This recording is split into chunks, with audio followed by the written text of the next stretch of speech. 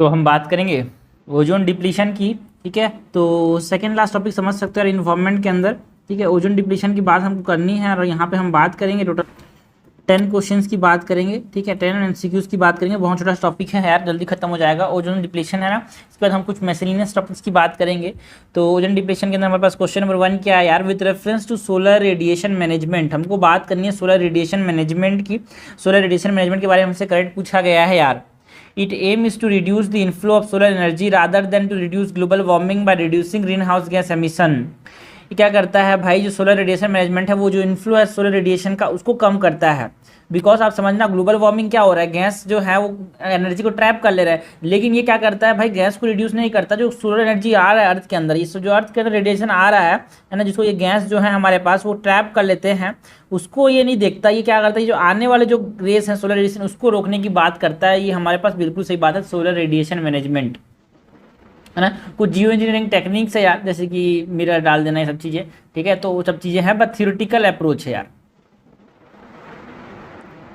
Stratospheric aerosol injection and whitening clouds could reflect away in bound sunlight and cool the planet. यही जो मैंने बोला ना, जो हमारे पास सोलर रेडिएशन मैनेजमेंट में यही स्टेटोस्फेरिक एरोसोल भेज सकते हैं जिससे वो रिफ्लेक्ट कर दें, है ना। वाइटनिंग ऑफ द क्लाउड जिससे वो रिफ्लेक्ट कर दें, तो बिल्कुल सही बात है।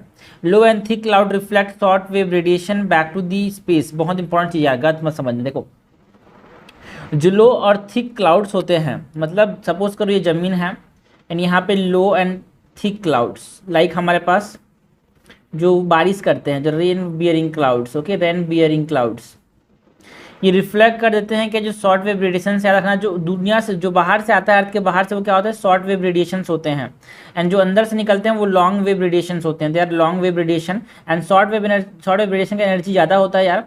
जो शॉर्ट वेव रेडिएशन होता है ना, उनकी एनर्जी ज़्यादा होता है, शॉर्ट वेव एंड इनकी एनर्जी ज़्यादा होती है। ठीक है, एंड ये जो अर्थ से आता टेरेस्ट्रियल रेडिएशन जो होते हैं, दिस आर टेरेस्ट्रियल रेडिएशंस,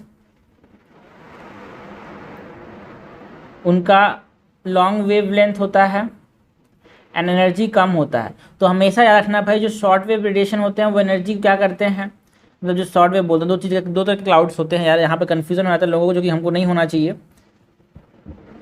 जो लो एंड थिक क्लाउड्स होंगे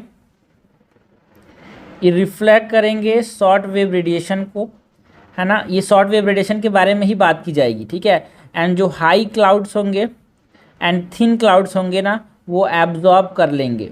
मतलब हाई एंड थिन क्या कर रहे हैं, ग्लोबल वार्मिंग कर सकते हैं। So this is correct. हमसे करेक्ट पूछा गया है, करेक्ट जाएगा डी।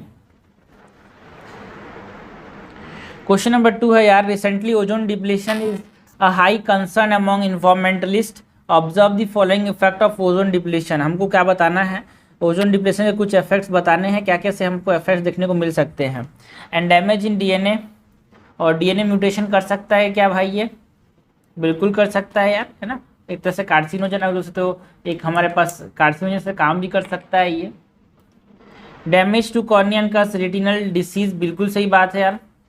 डायरेक्ट सनलाइट जिसमें यूवी रेस हो, बिकॉज यूवी रेडिएशन को रोकता कौन है, ओजोन लेयर। अगर वो नहीं रहा तो हमारे पास यूवी पेनिट्रेट कर जाएगा अर्थ के अंदर, और ये सब चीज़ दिक्कत कर सकता है।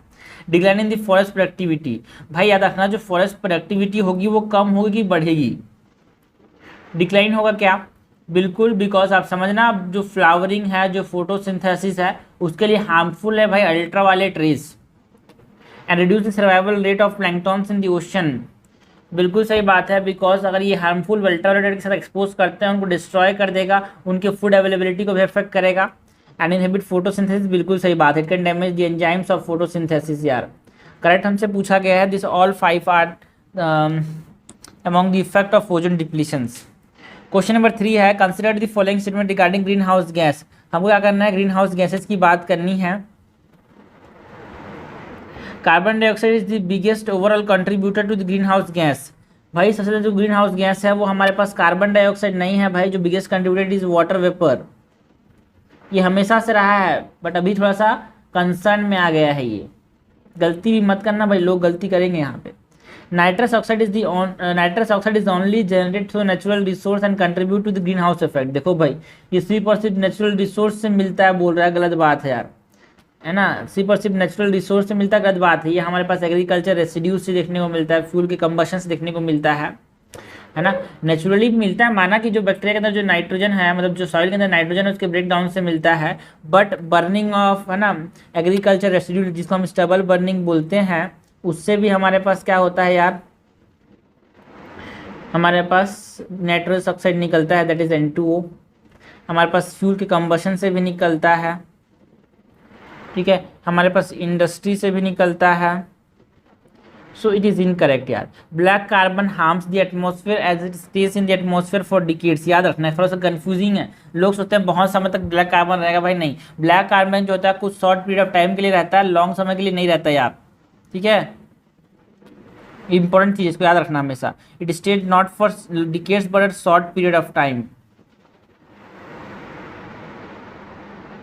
इंपॉर्टेंट चीज़ें याद रखना भाई। तीनों के तीनों यहाँ पे इनकरेक्ट है, हमसे इनकरेक्ट पूछा गया है, इनकरेक्ट हो जाएगा 3 का D। क्वेश्चन नंबर 4 है यार, consider the following statement regarding methane. हमको बात किसकी करनी है, मीथेन की। Methane is a short live climate pollutant. देखो अभी हमने बात की थी नहीं, जो हमारे पास ब्लैक कार्बन है वो शॉर्ट लिव्ड है कि लॉन्ग लिव्ड है, शॉर्ट लिव्ड है भाई। ब्लैक कार्बन क्या है, शॉर्ट लिव्ड है, उसी प्रकार का मीथेन भी शॉर्ट लिव्ड है, ठीक है, with an atmospheric lifetime रफली अ डिकेड। तो लॉन्ग लिव पॉल्यूटेंट्स कौन कौन से हैं यार, CO2 है। Global methane initiative is a voluntary government and an informal international partnership created to achieve global reduction in anthropogenic methane. बिल्कुल सही बात है, जो ग्लोबल मीथेन इनिशिएटिव है वो दुनिया भर में हमारे पास जो मीथेन है उसके एमिशन कम करने की बात करता है। India has recently joined the global methane pledge under which countries cut their methane emission by at least 30%। देखो भाई यहाँ पे इंडिया अभी तक ये जो ग्लोबल मीथेन प्लेज है ना उसका पार्ट नहीं है ना, एक नॉन बाइंडिंग एग्रीमेंट है, याद रखना। ग्लोबल मीथेन पेज का 2 चीज पॉइंट बता रहा हूँ, it is a non binding agreement. हमेशा जो चीज़ बाइंडिंग रहती है नॉन बाइंडिंग होती है उसको थोड़ा कंफ्यूज किया जाता है। It is a non binding agreement भाई, आप समझना। हमारे पास अभी डेवलपमेंट जरूरी है, हमारे पास इंडस्ट्रीज़ के डेवलपमेंट जरूरी है, हमारे देश का डेवलपमेंट जरूरी है, तो अभी हम इसके पार्ट नहीं बने। यहाँ पे लेस देन 30%, यहाँ पे क्या करता है 30% से हमारे पास एमिशन को कम करने की बात करता है यार। कब तक, 2030 तक। करेक्ट हमसे पूछा गया, क्या हो जाएगा, A1 and 2 only. Question number 5 है, consider the following statement about ozone depletion. हमको बात किसकी करनी है, ओजोन डिप्लीशन की बात करनी है। Tropospheric ozone is formed naturally through the interaction of, भाई ट्रोपोस्फेयर में जो ओजोन होता है इट इज बैड ओजोन यार, it is bad ozone. Through the interaction of solar ultraviolet radiation with oxygen, whereas stratospheric ozone is form primarily from photochemical reactions between volatile organic compounds and nitrous oxide. देखो जो volatile organic compounds होते हैं plus nitrous oxide होते हैं, जब react करते हैं तो ओजोन बनता है, पान एंड परऑक्सी एसिटाइल नाइट्रेट बनता है। इसको हम बोलते हैं bad ozone and it is tropospheric ozone यार, है ना। तो यहाँ पे ये गलत बोल रहा है यार, फोटोकेमिकल रिएक्शन से जो हमारे पास ट्रोपोस्फेरिक ओजोन बनता है, इट इज ट्रोपोस्फेरिक ओजोन, है ना। The rate at which ozone is being destroyed is much faster than the rate at which it is being formed। जो ओजोन के जो बनने का दर है ना भाई, उससे बहुत ज़्यादा है उसके टूटने का दर। बिल्कुल सही बात है, मतलब रेट। करेक्ट हमसे पूछा गया, करेक्ट जगह B2 ओनली। क्वेश्चन नंबर 6 है, consider the following statement regarding climate forcing. हमको बात करने के इंपॉर्टेंट कॉन्सेप्ट की, बहुत इंपॉर्टेंट कॉन्सेप्ट है यार क्लाइमेट। इसको 10 क्वेश्चन हम कवर कर रहे हैं इसके अंदर, लेकिन ऐसा नहीं कि 10 क्वेश्चन इंपॉर्टेंट नहीं है भाई, बहुत इंपॉर्टेंट है ये। क्लाइमेट फोर्सिंग की बात करनी है। Positive forcing cools the earth while negative forcing warms the earth. बिल्कुल सही बात है क्या, नो। क्लाइमेट फोर्सिंग एक ऐसा फिजिकल प्रोसेस भाई जिसमें हम अर्थ के क्लाइमेट को अफेक्ट करते हैं, जैसे कि कुछ फोर्सिंग फैक्टर्स होते हैं। पॉजिटिव फोर्सिंग में 2 चीज़ रखना, पॉजिटिव फोर्सिंग में वार्म होता है, नेगेटिव में कूलिंग होती है, ठीक है। पॉजिटिव में वार्म, नेगेटिव, बाकी कुछ क्यों कैसे ये सब नहीं याद रखना, याद रखने देगा बताता हूँ पहले। देखो पॉजिटिव में एक डंडी 2 डंडी, है ना, उसी प्रकार वार्म में 1 2 3 4 डंडी, 2 का डबल। तो इस प्रकार से वार्म में ये छोटी छोटी चीज़ें एग्जाम में याद आती है, ठीक है। दिस इज करेक्ट, बाकी कन्फ्यूजन नहीं होता। Volcanic eruption and एरोसल cause negative forcing. जो वॉल्केनिक इरप्शन होते हैं, एरोजोल्स होते हैं, उससे नेगेटिव फोर्सिंग, नेगेटिव क्या मतलब उससे कूलिंग इफेक्ट आता है क्या? हाँ भाई बिल्कुल कूलिंग इफेक्ट होता है ना, आसपास से टेम्परेचर बहुत कम हो जाता है। बिकॉज एक तरह से आप समझना, जब ये पार्टिकल्स निकलते हैं तो क्लाउड को कवर कर देता है, जिससे इनकमिंग सोलर रेडिएशन नहीं आ पाते, तो कूलिंग होती है एक प्रकार से। Natural forcing include changes in the amount of energy emitted by the sun, variation in the earth orbit and volcanic eruption. बिल्कुल सही बात है, ये नेचुरल फोर्सिंग के एग्जांपल्स हैं यार। ओके करेक्ट हमसे पूछा गया, करेक्ट जाएगा डी 1, 2 एंड 3। क्वेश्चन नंबर 7 है, consider the following statement regarding depletion of ozone layer. हमको बात किसकी करनी है यार? डिप्लीशन ऑफ ओजोन लेयर की बात करनी है हमसे। करेक्ट पूछा गया है ओजोन इन द ट्रोपोस्फियर। मैंने बताया ना ट्रोपोस्फियर का जो ओजोन है वो कैसा ओजोन है भाई? बैड ओजोन है, it is a pollutant. Is good because it protect earth from absorbing, earth by absorbing sun some of this sun harmful UV rays. मैंने बताया ना भाई, जो स्ट्रेटोस्फियर का जो ओजोन होता है वो एब्जॉर्ब करने में हेल्प करता है, नॉट ट्रोपोस्फियर का। सो दिस इज इनकरेक्ट यार। Unlike other chemicals, chlorofluorocarbons cannot be eliminated from the atmosphere by usual scavenging process like photo dissociation, rain out and oxidation. बिल्कुल सही बात है यार, बहुत समय तक ये हमारे पास हमारे पास इन्वायरमेंट में रहता है, इसीलिए हमने बोलता है ना लॉन्ग लिव पॉल्यूटेंट्स। हमने देखा था कि जो ब्लैक कार्बन शॉर्ट लिव था, मीथेन शॉर्ट लिव था, लेकिन जो CFCs होते हैं they are long live, around 40 से 150 साल तक रहते हैं यार। एक 10 साल तक रहना is not short long lived, it is short lived, है ना। 100 ऑफ ईयर, 140 ईयर्स ये हमारे पास लॉन्ग लिव्ड होता है, ठीक है। There exist a correlation between the cycle of ozone depletion and the presence of polar stratospheric cloud. जो polar stratospheric cloud है और जो हमारे पास साइकिल है ओजोन डिप्लीशन का, उसके बीच में कोरिलेशन है क्या? बिल्कुल सही बात है यार। जो आइस पार्टिकल्स होते हैं क्लाउड प्रोवाइड करते हैं substrate for the reaction which feeds chlorine for its reservoir. मतलब हमारे पास जहाँ पे आइस पार्टिकल्स होते हैं पोलर के अंदर, है ना, स्ट्रेटोस्फेरिक जो क्लाउड होते हैं उसमें आइस पार्टिकल्स होते हैं, वो एक तरह से क्या करते हैं? एक्सेलरेट कर देते हैं। तो जैसे डिप्लीशन हो जाता है यार।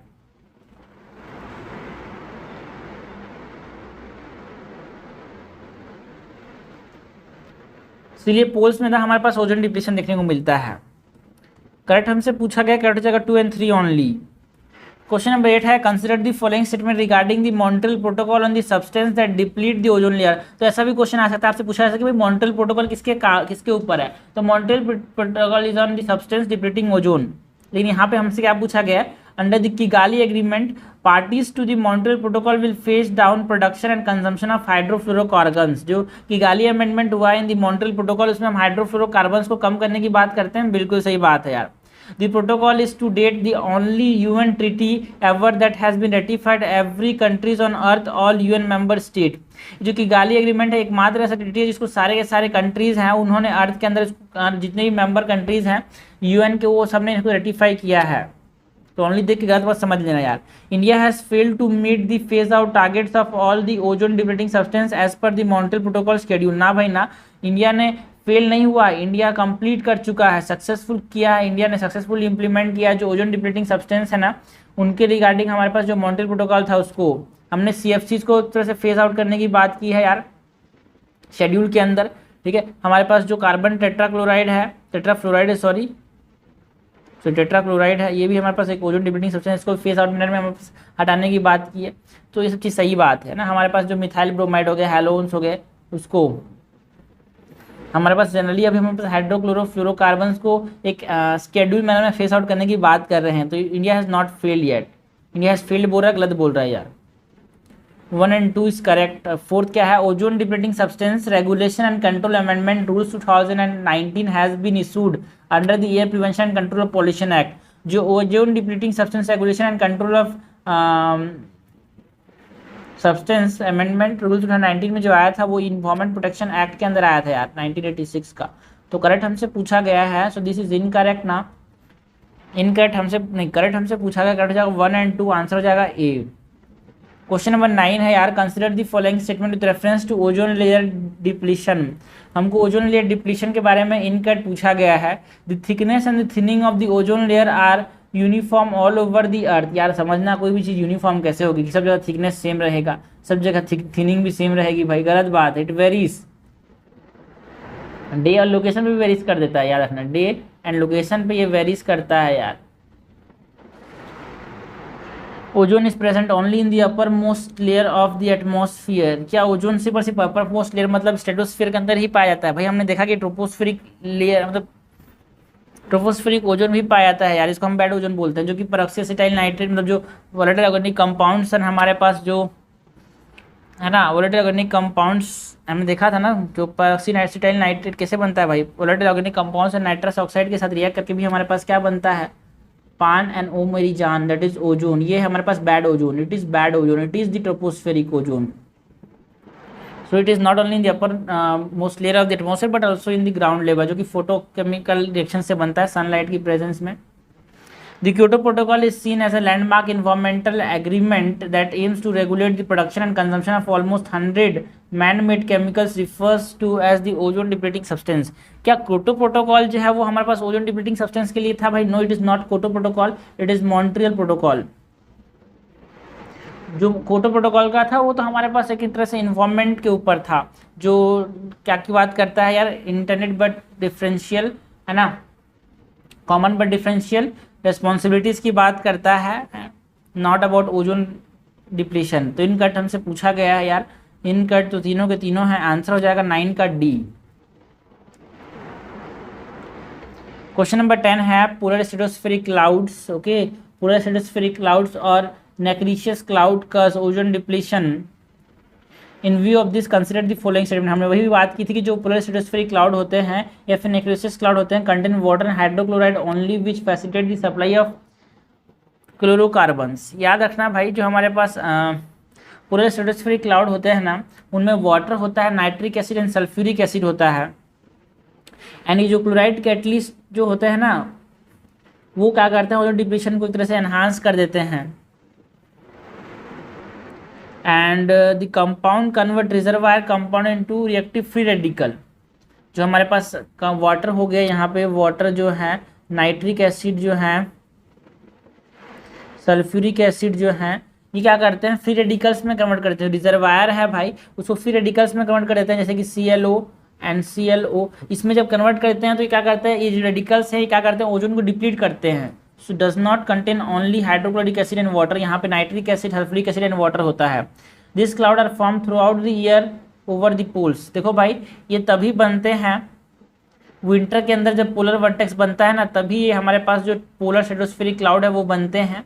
एंड ज़्यादातर ये साउथ पोल में बनते हैं, साउथ पोल में बनते हैं, ये अच्छा चीज़ है। एंड उसके साथ साथ, अच्छा चीज़ तो नहीं है, उसके साथ साथ not through out the year, generally form during the polar vertex in winter.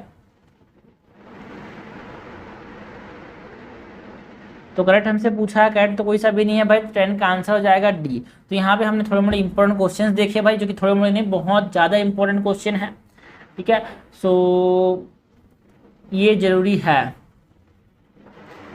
ठीक है। तो आपको समझ आता हूँ कि कैसे हमारे पास जो पोलर स्ट्रेटोस्फेरिक क्लाउड है वो कैसे रोक देते हैं। सपोज करो ये हमारे पास क्लोरीन है भाई, क्लोरीन है, ओजोन के साथ रिएक्ट करता है, ये हमारे पास ClO एंड हमारे पास ClONO2 ये बनता है, जो कि रिजर्वायर होता है, उसका HCl बनता है। बट हमारे पास अल्ट्रावायलेट लाइट की मदद से, ठीक है, बट जो हमारे पास ये जो ClO है ना वो टूट जाते हैं, ये ClON2 ये जो ओजोन है या फिर जो HCl है, ये जो ओजोन है समझ लेना, ये हमारे पास जो है HNO3 की वजह से टूट जाते हैं, क्लोरीन बन जाता है, क्लोरीन रिलीज हो जाता है भाई, है ना। तो इस तरह से हमारे पास क्या होता है, जो ओजोन लेयर टूट जाता है यार, बिकॉज ये क्लोरीन जो है ओजोन के साथ मिलकर ऑक्सीजन रिलीज करता है, तो ओजोन टूट जाता है। तो थोड़ा कॉम्प्लेक्स है, हटाओ सब चीज़ों को, ये समझना कि जो पोलर स्ट्रेटोस्फेरिक क्लाउड है वो हमारे पास ऑक्सीजन लेयर, ओजोन लेयर को तोड़ देता है। Okay, so this is all about ozone depleting substance. इसके बाद हम बात करेंगे मिसलेनियस टॉपिक्स की, कुछ मिसलेनियस क्वेश्चंस की।